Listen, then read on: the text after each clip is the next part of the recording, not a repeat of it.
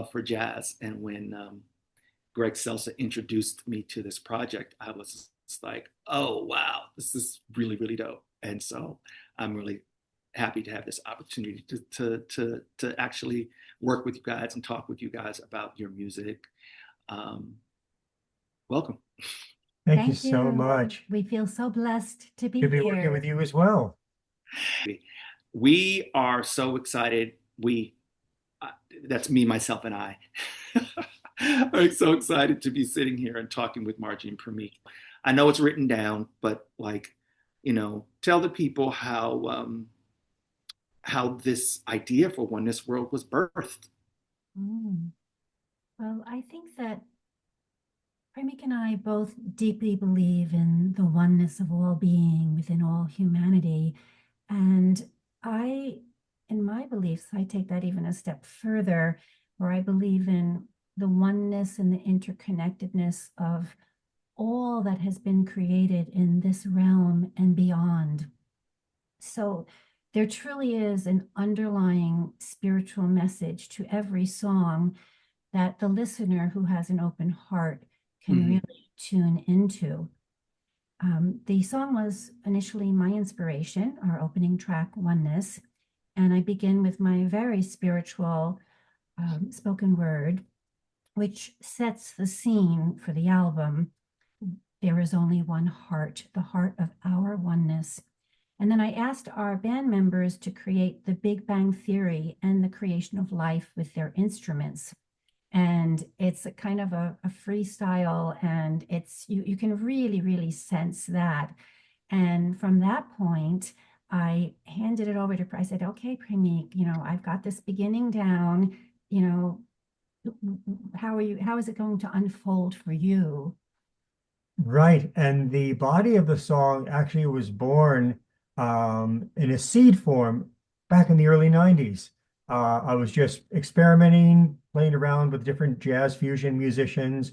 I wrote Mhm. the thing down just before I know anything about notation software, scratching stuff on a paper and said, hey guys, let's try this thing in it's a 15/8 groove. They said, what? 15/8. Yeah, it's like a hip hop almost beat, but it has this interesting quirk to it. It's like an odd time signature, you know. And they said, "Oh, that's really cool." But we just kind of jammed around and it never really took birth. It was like waiting in the incubator for this Yeah. project. Yeah. And so then I came up with a simple chant to start the body of the song, like oneness, that whole thing, oneness. That's actually Yeah, Premik's vocals. And I'm a vocalist when too. I Yeah, wrote the credits, I forgot to give him credit as a yeah, vocalist. that's not fair. Yeah. Anyway, so suddenly these musicians that I'm working with now, who are all just extraordinary players, they just ate it up, just dove right in and just gave the song a new birth, a new life.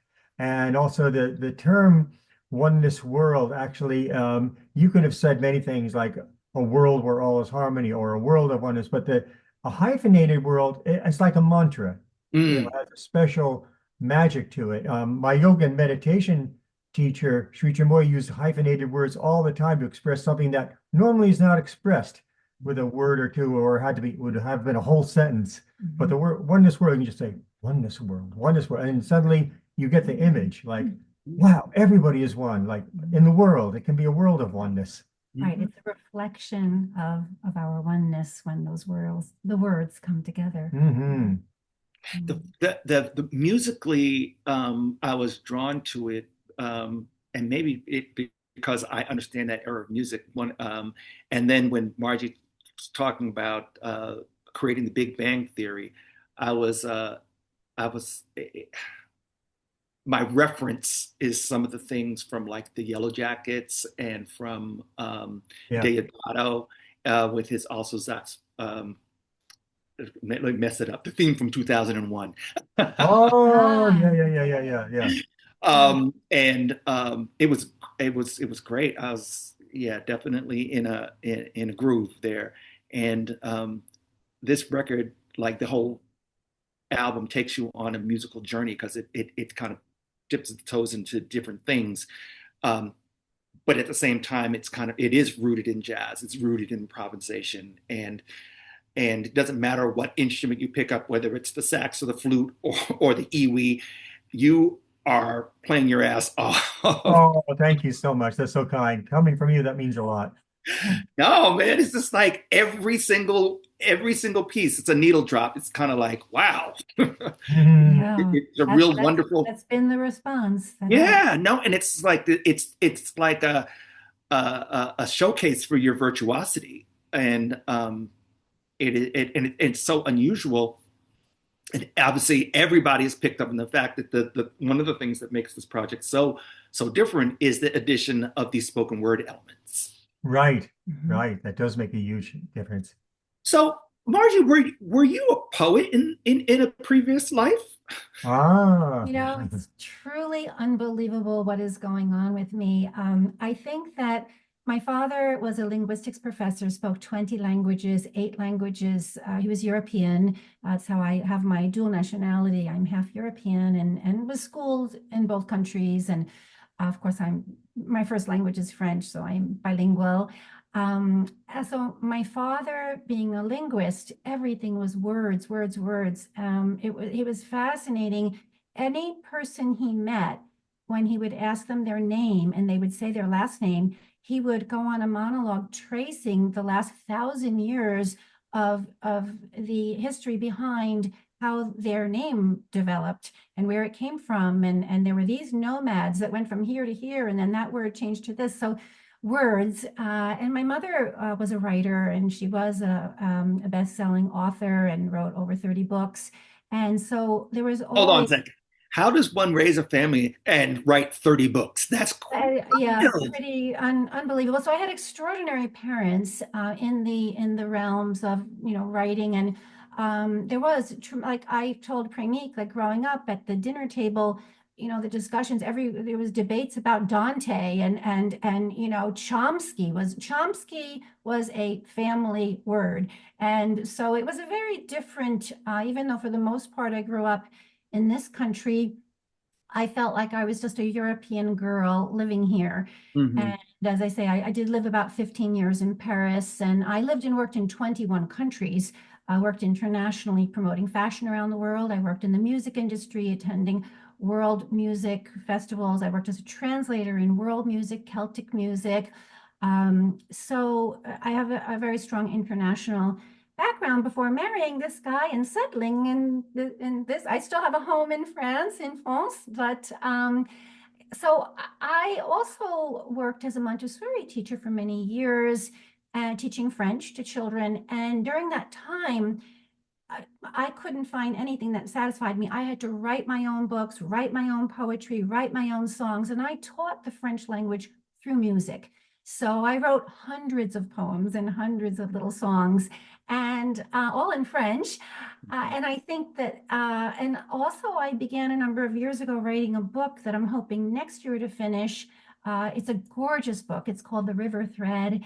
And I've got about 500 pages written, but I need to find 6 months to sit down and really finish writing this book. So the writing is something that just kind of it bursts and bubbles within me. And it was 3 years ago, out of nowhere, because I mean, anyone who knows me knows that my life's career has been in fashion design. Yeah. Mm-hmm. And about 3 years ago, of course, these songs just started emerging out of me. And yeah, the lyrics. So apparently, I'm a very, very gifted and talented lyricist. If you look at my children's album, Pathways, that I wrote last year, people have been truly blown away by my stories, my spoken word stories, and just the lyrics within every song on that album, and hence Oneness-World. Language is always fun to play with for me, and and like you, Margie, my family was very much about words and thoughts and ideas, and so let's talk a little bit more about your ideas. If you had a favorite song on the album, what would it be? And that's for each of you, because I know you each have your favorites. Yes. All right. Well, let Premik start. What's your favorite probably the song? most difficult question you could possibly ask during I this know. interview. because I truly, truly, honestly, and sincerely love all of them equally. They're all like our kids. And I don't want to prefer one kid over another. And so I guess if we were playing a show and in that set we only had time for one song off the album, I could look at it that way. Okay. And maybe Joie de Vivre would be I the one. love Joie de Vivre. Yeah. It's Mhm. one of my favorites. And I understand why you would say that you can't really pick one. It's very hard. But yeah, Joie de Vivre is great. I love it. I It's love that. Because it's like with all the songs are new and fresh every time we perform them. mhm. That one, and not to mention the we, but we'll get into that in a minute and how this woman created that whole concept and the type of cosmic notation she used to um, portray that Mhm. and share that with the musicians. I think for me to, oh, sorry.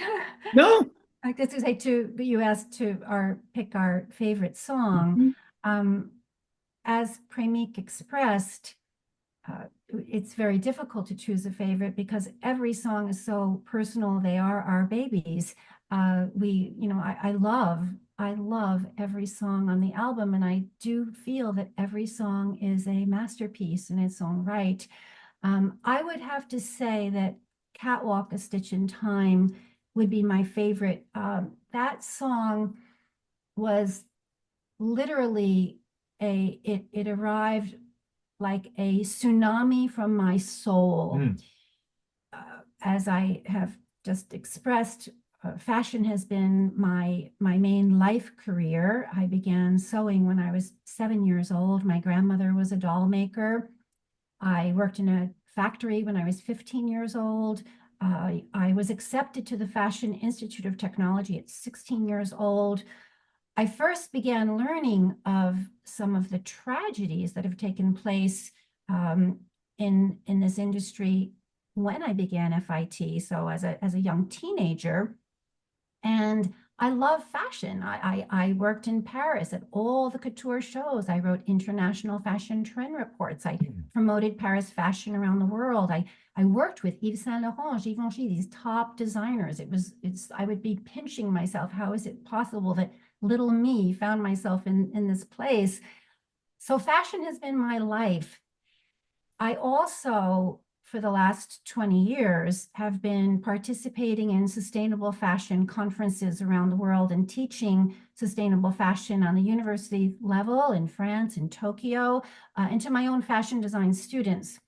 And I wrote this song because we have reached a critical, Yes. crucial place where the world needs to obtain an awareness of the devastation, the tragedies, the abuses, the impact, the environmental impact, the negative, devastating environmental impact that this elegant industry is creating in our world. And I thought, what better way than Yeah. in a song? Yeah. Now, Yeah. I actually submitted the song for the Harry Belafonte Best Song for Social Change. One of these. So it's important for the listener to know that Catwalk is a trilogy, and that's why this song, it takes you on a journey. It's almost 13 minutes long. The first part of the trilogy, there's three very specific reasons why I wrote each part. Because the ultimate goal of the song is to be the change, to, Mhm. to know the source, be the change. And part one, I wrote with total blues. It's the sexy, slinky, seductive blues about the glamour. It was to entice the listener, like, wow, fashion, so chic. But if you pay really close attention within my lyrics, I express Sisyphean dreams of the beauty cameras capture. So what does that mean? Anyone who, again, came from the kind of family background I came would know that in Greek mythology, Sisyphus was lived a punishment. He was doomed to roll a heavy boulder uphill it was an unachievable task, and the boulder kept rolling down. And so when I say Sisyphus, that's the adjective that comes from Sisyphus. Sisyphean dreams of the beauty cameras capture means that everyone watching this seductive catwalk is mesmerized. And oh my God, if I wear that clothing, I'll look so sexy and glamorous and chic.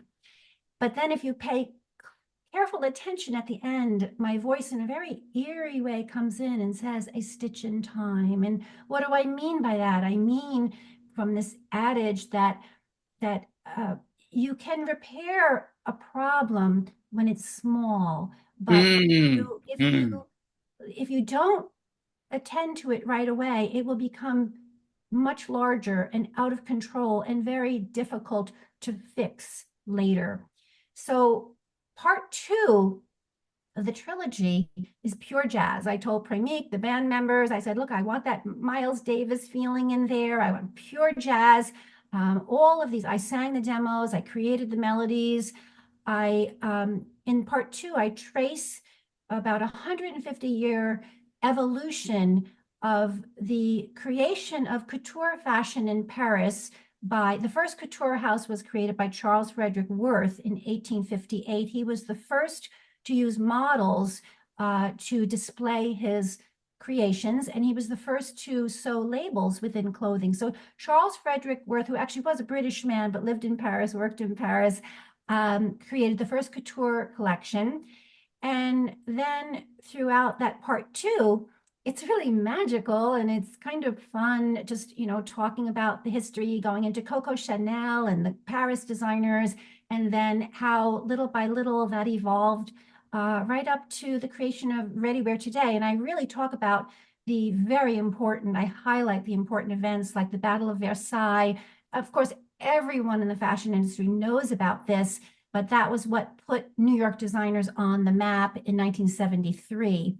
And it took place in the Versailles, the Palace of Versailles outside Paris, which all of the Paris designers, had this very extravagant, almost Renaissance-looking sets and overdone couture fashion. And the New York designers that I mentioned, Anne Klein and Bill Blass and Halston, who were invited to attend, they had to do it in a hurry, and they created these very simple silhouettes. And it was the rage of this event, and it put New York designers on the map. So I mention all these important events. But again, if you pay attention, I have Arta, my beautiful jazz singer, who we scat with a dialogue back and forth, the lyrics, and I have her sing, but we're all just really seeking happiness. And then my voice comes in and says, but whose hand turned the wheel on that sewing machine? She makes smiles beam on the silver screen. And silken cotton threads, where were they spun? Knows none. And that's the first hint, again, that the song is really about something else. And then when Arta sings, but what's the true cost?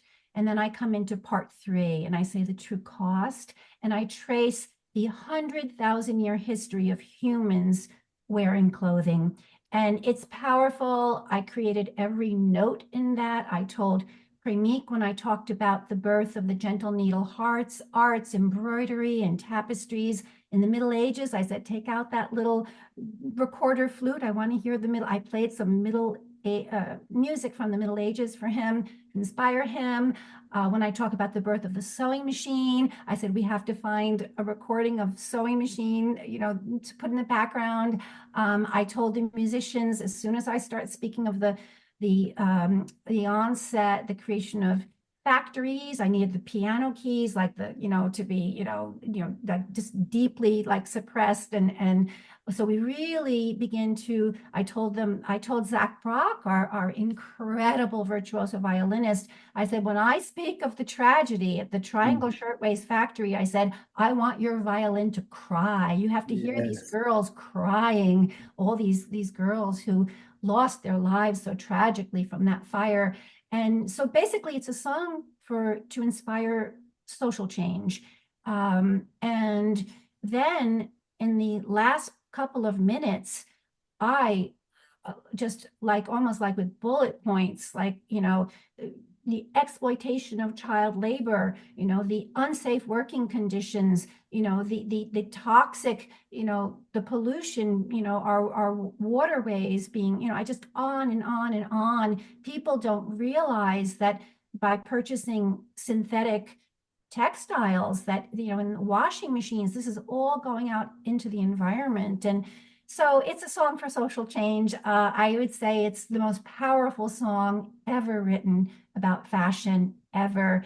And I wrote it because I want the world to hear this message, this crucial message. It is, I gotta say, I, there are so many wonderful nuggets that you shared in your monologue. The interesting thing is, I heard the song, and yes, I was just like, oh, it's long, but I was interested, intrigued, but it resonated with me so much because when I went to Ghana for the first time last year, I went to the young people were having a fashion festival, and the festival was based on um, upcycled fashion. So taking pre-existing garments or fabrics or whatever and coming up with, innovative new designs. So it was a mix of thrift and new. And that was born out of the fact that I guess it's just geographically and the the currents in the ocean, whatever. But all of this fast fashion winds up on the shore in Ghana.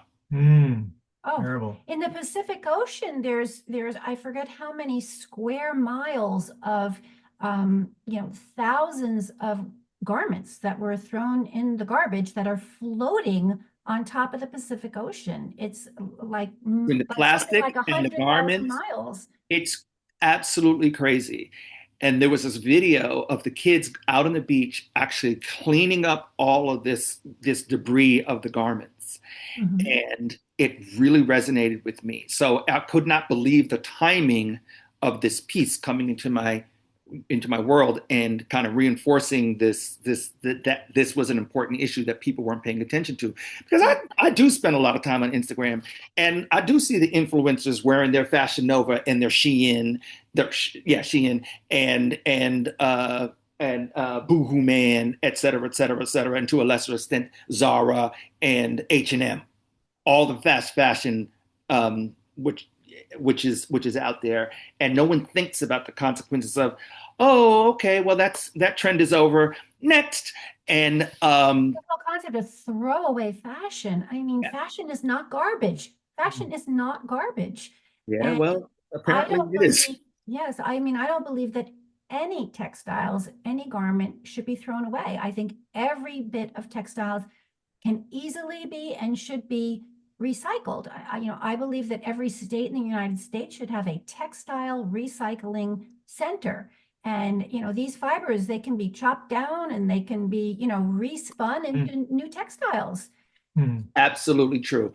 There's got to be another approach, and your song, it's not fair to call it a song. I would say your piece, and is an important brick in the wall of this dialogue. It is really essential, and I'm really I was just excited to discover it as part of the context of this album. Thank you. Um, the other track that for me on the album that really, I told you how much I love Joie de Vivre, but the other track that was really intriguing to me on a first listen was Norwegian Dance. Oh, how I about that? love, oh, I love it. It's Mm. just like, I was just like, where are my clogs? Yeah, well, we're going to definitely let Premik. So, out of the 7 songs, Norwegian Dance, I like to kid and say my only role in that is I have a little bit of Norwegian heritage. This is Premik's baby. He wrote it. Let's let him chime in. You could say it came out of nowhere, but I guess nothing comes out of nowhere. Yeah. Hmm. And there was this beautiful album was being created, and there was a need for more pieces. And I have to be quite honest. I think a lot of musical pieces exist already out there somewhere, and sometimes we have to realize that what we are really are is channels.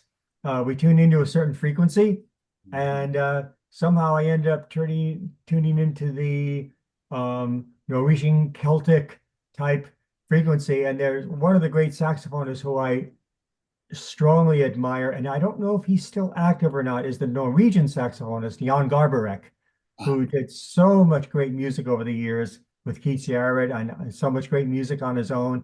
And he's a very much an East-West fusion guy, which I am absolutely as well. And so I sort of like in parentheses, dedicated the piece to him because I think he may no longer be active, but so I wanted something that dances, that has joy, and really it came out of there was no pre-existing idea. It was a blank canvas to hmm. start with, and I think just an initial melody like doo dee dee dee dee dee dee, which may sound a little simpler. I mean, similar to other Celtic type pieces, but then it just took on a whole life of its own, and so the universe said, "Okay, just get your pen and paper ready. We're going to dictate something to you." And, Hmm. thus was born. And the song was born pretty quickly without a lot of fussing around, like, what should I do next? It sort of was one of these beautiful experiences of an immediate flow happening. Yes. Hmm. So, and then the band, as always, gave it a beautiful new life, with great soloing, with great interpretation.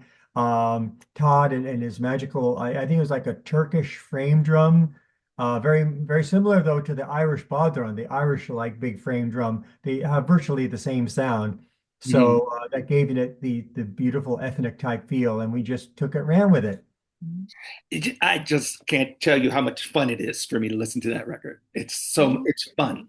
And that's what I really like about it. And I think that like when you're appealing, when you have music that's appealing to the human spirit, um, like the I don't want to say stereotypical, that's not the word I'm really looking for, but it's like the model kind of new age kind of music is kind of calm and kind of invokes you know a vibration of calm and quiet, whatever. But I personally believe that the human spirit is energized Right, and um, by dance and music that makes you move in right. movement.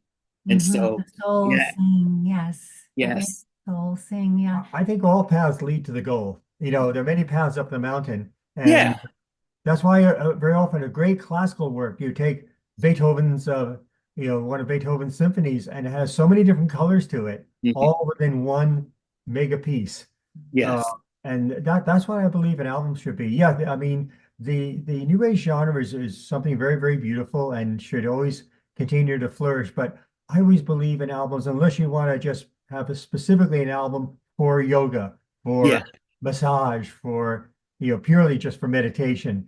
Mm. That's fine. But we wanted to embark on a multifarious journey, musically Well, speaking. you guys multifarious your way into a hit. Thank you. I want to add to that that I think that the combination of our backgrounds is greatly responsible for the complexities and diversities of the vast range of influences within the album. I think that Premik obviously is a virtuoso multi-instrumentalist who has performed all over the world, performed multiple times in India and Russia. He plays on a spectrum of music from the very beautiful, peaceful, spiritual, more new age inclined music, all the way through every type of jazz imaginable. He's had Yes. classical training. I Mhm. mean, it's just vast. And for me, I think that my international background, my background with linguistics and language and fashion and music and dance, my Celtic, I was a translator in Celtic music for many years. And, our home is very often filled with Celtic. I do think, and I've been writing music that is for an album that it will be releasing next year, which has a lot of Celtic influence. And I just think that the combination of our backgrounds has led to creating a very, very extraordinarily unique album, groundbreaking. There is something within Oneness-World that no one has ever experienced before.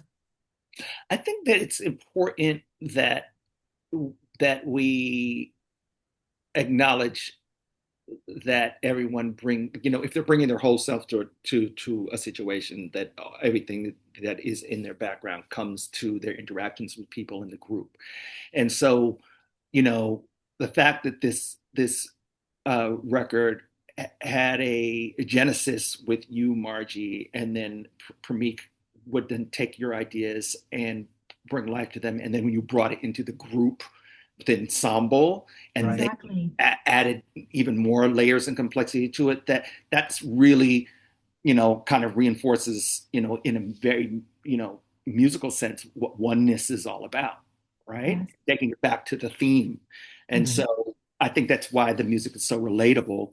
Yeah, I I I can refer to my own background as a kid growing up in a home listening to, classical music and jazz music and R&B music, and later on hip hop music and what pop music, whatever else I was into throughout my growing up. So it's all in my stew. I think I was really intrigued because one of the wonderful cultural moments that uh, uh, for me gets to claim as his own, as playing that sax solo on the "How Will I Know" single, the Oh, Houston yes. record. That is just so amazing beyond who would have known when you did it, that it would be this thing. That millions and millions of people have heard his sax solo on Whitney Houston's song, Okay, I know. millions and millions of people. But then I go and read the bio, and I remember as a kid, my dad and his friends debating about Ornette Coleman. And Uh, that's a great debate to have. I'm Yeah. just like, wow, Premik, it's just, for me, it's an honor to, at this junction in my life, to have this opportunity to intersect with you. And I'm sure you can relate to this as well. I mean, both of us, all of us who grew up in a certain era would get our albums and we'd read all the credits. Mhm. And, Mhm. and I remember, I mean, meeting you for me is probably only second to one other person, and that is um, Paulino da Costa, the percussionist. Oh, I wow. Yeah. I would see his name on all of these albums growing up, Mm. and um, about 10 years ago now, a friend of mine was throwing a concert in Oxnard, and I was backstage with all the musicians, and they introduced me to Paulino da Costa, and I had a fanboy moment. Wow. I was just like, "This is great," and he found it so amusing because I mean, he found it amusing, but I guess I could gather why. Here's this grown man just groveling, but still, it's the same thing. I look at your bio, and I'm just like, this guy he's like Zelig. He's been Oh, in, yeah. been in And he's like every, so humble and he's so sweet. and Like, I mean, what he's done with his life, his best friends are Narada Michael Walden, Will Ackerman, John McLaughlin. I mean, his best friends are like some of the most famous people in music, but he's just like sweet and quiet and humble. He's done zero self-promotion, all of these decades, 50 years of just giving and performing on over 300 albums, and no ego at all. And again, we're just, it's all about giving to our world. We created this album not to make money. We created this album with no personal glory intention. We created the album to touch the hearts of humanity with this spiritual message, because humanity needs to wake up so we can change the path, the course that humankind is on right now. We I need to agree with love you, each Margie. other. We need to love. We need to accept. We need to be forgiving and non-judgmental. We need to have compassionate hearts.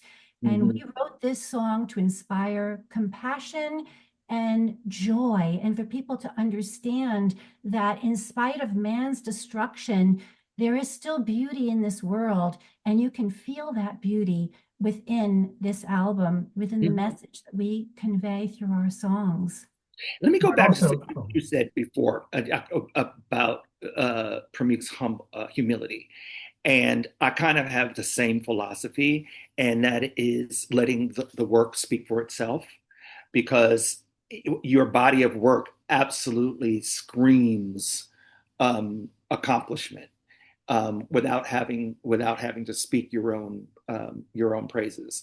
I think that it is somewhat unfortunate in this current age of social media, where people have to really lean into self promotion. But mhm. but it's wonderful for you to have a body of work that really stands on its own and speaks to your virtuosity, without the self promotion. It's just really nice to be able to point to high points and the people you've worked with, or the ensembles you've been part of over the years, and it's just adding to this global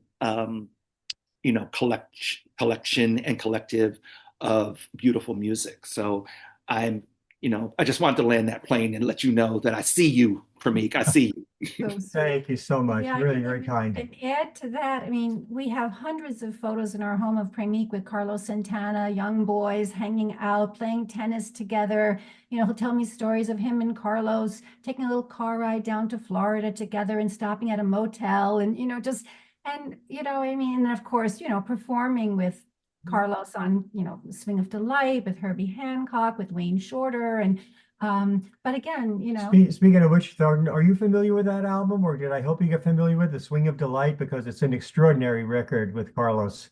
I'm going to go take a listen when we get off, because I am unfamiliar. I just know the high points of Carlos. oh, But so yeah, many people say that's their favorite Carlos Santana album. Those who know about it, Yeah. because it was not done as a Santana band, it was done as a Carlos's own personal project. okay, okay, Yeah, and yeah. Swing of Delight, it's an extraordinary album. It really is beautiful. You're gonna love it. Yeah. That was So that was like really an extraordinary experience, because I was like, I would say 25 at the something like that, time, 25. maybe Yeah. 27 tops. And Carlos said, "Okay, you got time? Let's go to San Francisco. I want you on a record." And the next thing you know, I was in a meeting room with just him, Herbie Hancock, and myself, talking about the arrangements, what songs we were going to do. And needless to say, I was all gaga about it. And turns out Carlos brought in all the original Miles Davis people: Ron Carter, Herbie, Tony Williams, Wayne Shorter, This is who he got to and work more. with, Yeah, Oh my with, and yeah. That would really, have inspired my entire rest of my life. That's yeah. brilliant. It still remains an inspiration today. Yeah, Yeah. yeah. So really incredible, and this is after he had received a phone call from John McLaughlin asking him if he wanted to be on Visions of the Emerald Beyond and, tour the world. He toured all of continental Europe with both John McLaughlin, with Carlos Santana. I mean, at 22 years old, he performed at the Royal Albert Hall in front of thousands of people. I That's mean, scary at first. I think so. Yeah. he's performed there a few times to sold out shows. And Uh-huh. as I mentioned recently, Premik has performed 14 times at Carnegie Hall to sold out audiences. Him and Carlos Santana did a solo show at Carnegie Hall, just the two of them, in 1980, I believe. So it's been extraordinary. One of the reasons why I really want us to receive the Grammy for this album is because Premik, being so humble, he's given and given. He's performed on over 300 albums. He's performed on many Grammy nominated albums. I mean, Whitney Houston's first two albums that he wrote some of the wind music for, he performs on those albums. They're Grammy nominated albums. They're always somebody else's. He's been on probably 30 or 40 or 50 ZMR, winning albums. They're not his personal awards. So I want Premik to have this Grammy because my intention is in 2 or 3 years from now, I want to create a documentary about his life, which will be so, so fascinating. I'm And about to say that sounds like an interesting movie. I can't wait for that. yes, yes. So I did want to speak a little bit about our song La Ronde des Saisons.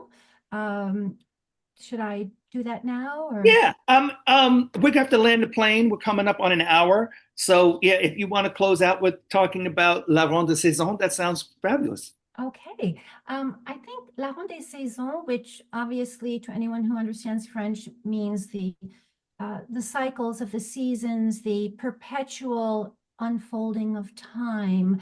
I wrote that song. I think that if you understand what the song is about and what you're hearing, you have a much greater awareness of the beauty and the spiritual meaning behind the song.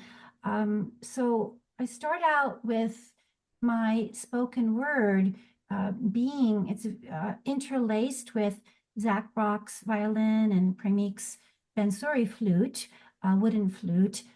I believe you play Bensuri at the beginning of Yeah, that. bamboo flute from Yes. India. And during the winter solstice.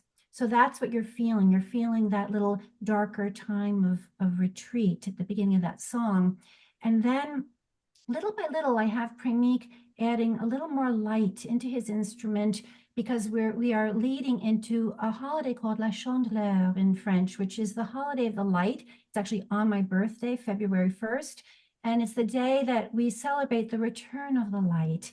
So, the feeling that spring is imminent, it's coming in 6 weeks. And so I have him kind of depicting that while I have Neil Alexander begins to do some little pecking with his keyboard, and I told him to do that. His little pecking sounds depict the rays of the sun just getting a little warmer and the dormant seeds under the ground that are beginning to swell right before they burst and they begin to blossom and so Neil is depicting the blossoming of spring, and then little by little Premik's flute enters more. And I told, and so Neil is spring. I gave each musician an assignment. I said, Premik, you're going to be summer. And I want the listener to hear with your flute the radiant, glorious rays of the summer sun. And I want the listener to experience the wingspan of birds and birds soaring in their joy and glory. And so Premik is summer. And then I asked Steve Sandberg on the grand piano to come in with the changing colors of autumn and the changing colors of the autumn leaves. And then I told Steve to little by little start getting a little darker, have the piano start to go in a little bit of the retreat. I want the listener to feel the crying of the autumn leaves as they have to let go, just like we always are being asked to let go. And then the leaves fall, and then the song brings us back to the winter solstice once again, kind of descends into that. And it's really a song about our the continuum of all life. So the message, the really important message that I want to convey in that song is that we are all part of the continuum. We are part of what was here before this little physical journey was created throughout, and it continues to the next. So that was the goal of that very beautiful song, which is again not jazz-like. But it's funny. When I almost wish you hadn't said that because I don't agree. I think that what you did was you created a frame and you allowed through improvisation the players to kind of bring that vision to life, which certainly is jazz-like. Okay, Mhm. then I take back what I In the said. best sense of the term. Yeah. Yes. Yeah. Yeah. It was, and absolutely is one of my favorites on the record. And it's interesting how Jonathan Widgren, when he reviewed the album, kind of zoned in on it as well. It's very approachable, and I think that's one of the things I really like about this collection is even for people who don't think of themselves as jazz people, they would find it very accessible, Yes. approachable. Because it stimulates your senses in multiple ways. It stimulates your brain and your thoughts. It conjures up images through both the words as well as the sonic palette that it's drawing from. It's just a lovely, lovely record, and I'm so Thank you excited so for much. It you. really is. It's coming up on time for me to land this plane. And Thornell, if there's any colors that we left out, just let us know. We'll start a second record right away. Yeah, Okay, Yes. periwinkle. we'll try to create a little video about the weave because we didn't have time to talk about the weave. Right. We didn't have Couple time of to others talk we didn't. about, we didn't talk about the bells. Yeah. So we'll have to try. Well, you know, that's why this is, you know, we spend time talking about, I mean, this like, once again, this is the artist conversation series. It's whatever comes out in the course of, you know, our time together. The listeners will have an opportunity to explore the record and your thoughts about the record through other mediums, stuff like that. But I'm And this is just part one of 6 parts, right? Yes. it very well could be 6 parts. You Oh guys my goodness. both had rich. You mentioned, you know, the fabric and the tapestry before. I think that you both have very rich and interesting lives, and it could never be contained within the silo of you know, an hour-long conversation. So, with that, I'm going to say thank you so much for taking the time to Our join. joy.